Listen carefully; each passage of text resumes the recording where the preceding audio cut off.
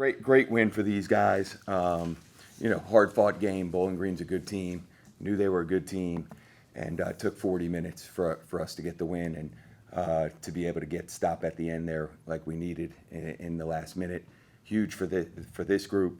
The two guys here and a lot of guys played really, really well. Obviously, they both played very well tonight, and everyone really competed at a high level for our team, and that's what we need moving forward. And it's an awesome win for these guys, and now we got to keep it going. I'll let you ask questions for Rico and Morgan. Rico, the basket, the go-ahead basket, looked like there's a little bit of chaos underneath the basket. I think you might have lost the ball, but you were able to regain it and score. Just kind of describe that moment there. I really don't even know what happened right there. I just seen the ball, grabbed it, and just laid it up. Like you said, I bobbled it, and he tried to dribble it. The defender bobbled it. I grabbed it, just laid it up. I was close enough to the rim to score. Yeah, that's a lesson for everyone. He tried to dribble it. We tell our guys you can't do that. We do it too, but that's why you can't, because that's why Reek was able to get it and score. What was your mindset at the free throw line? You were money from there all night, practically. To in the final seconds to hit those two free throws. Yeah, that just come with my routine I do before games. I try to get in and shoot like 100 with my shooting coach. So I just try to like any other free throw. Did my routine and knock them down. Morgan, what's Rico like for you guys this season? Rico's been amazing, he's one of the best bigs in the country, and it definitely helps me as a guard to play with them. They double team him a lot, and he's a willing passer to kick us out. So that's how a lot of us get our shots and be successful playing with a great player like Rico. Morgan, 5 threes for you tonight, a lot of them from Sion. You talk about just the vision from Sion, finding you guys on the wing, and just how important that's been for you all season and tonight. Sion's one of the best point guards I've played with, and he trusts us as shooters to knock it down. I haven't been knocking down shots a lot, so he still has faith in me. And so today I stepped up, been in the gym, and knocked him down off a great passage on Sion. What's it mean for you guys to give Coach this milestone moment with 300 wins? I've been with Coach for 4 years. 4 years. So it feels good for us, the whole team, like 110, and him too. So it feels really good for him to get that 300 win against a good team too. Could you guys talk about playing in a high energy conference game in front of your home crowd like this? It means everything, our fans mean a lot. Having a home court advantage, especially in a league like this, it means everything. So we need more fans to come out. We need games are going to get tougher. We got a big one next week against Toledo. So it means everything when the crowd gets, and I think that played a difference. It went late in the game. We needed a big time stop. The crowd was into it, and we got the stop that we needed. So it definitely helps. For either player, you guys were tied, I believe, 45-45 at halftime, and you scored 7 points by the first time out afterwards. What was that conversation like in the break room, or not the break room, the halftime room? Yeah. We knew last game that we didn't come out strong like the championship team we want to be. So we really emphasized that all throughout practice, just coming out strong, having a defensive mindset, and being that championship team we want to be. Simply put, we got chewed out after the game last game about our response going to halftime. And we knew as seniors that we couldn't have that again. Yeah. So we just made it an emphasis to come out and put our foot on our neck starting the second half. All right, Coach. All right, Coach. Great job. Thanks, fellas. Thank you. Rob, just the way you guys finished tonight compared to Saturday, against gutting out a win against a really good team. Yeah, and it didn't look good with 1:15 to go. They hit a transition 3 to give them the lead, but our guys battled back, and we got a couple stops down the end. We got a fortunate bounce that went our way, but again, part of it went our way because when you're playing the right way, sometimes the ball just falls your way, and when you're not, it usually goes against you. So our guys were really, really locked in on what we needed to do late, and found a way. That's really what it is. We found a way, and that's what good teams do. Coach, you had perhaps the two best teams in the two best players in the conference going at it tonight. Can you talk about Javante Campbell? Yeah. you guys focusing on him in the last 5 minutes and kind of tightening up that defense? What went into trying to stop him late in the game?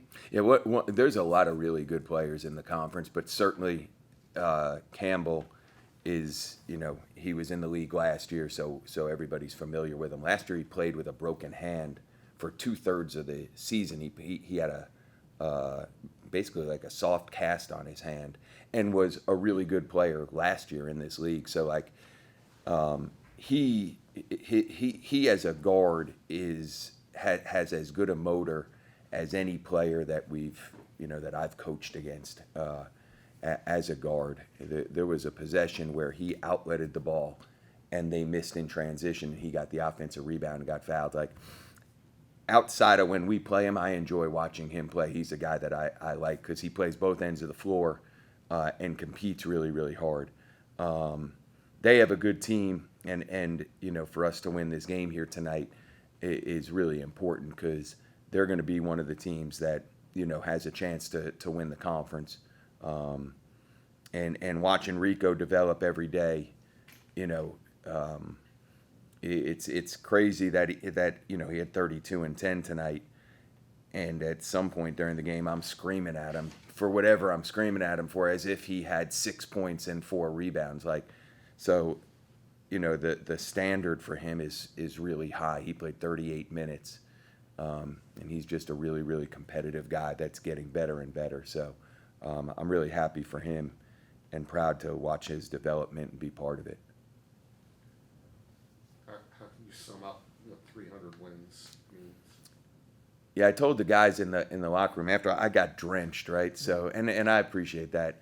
I guess it's great that I've been doing this long enough to win that many games, I guess. But quite honestly, like, my thought process is on these guys. Like, I'm happy that this team won our 3rd conference game. Like, that's really where I think my mind would be at.